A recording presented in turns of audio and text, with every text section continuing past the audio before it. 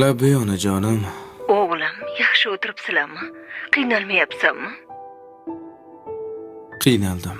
Voy bolam-a, aytdim-ku olib bergin deb. Savol bersam maylimi ona? Mayli bolam, bera qo'y. Meni ham shunaqa har kuni qiynalib, tunlari uyqungizdan voz kechib katta qilganmidingiz? Nega buni so'rayapsan? Men o'zim shundoq katta bo'lib qolganman deb o'ylar ekanman. Men bir kechaga chidolmadim. Siz qanaqa qilib shuncha yil chidagansiz?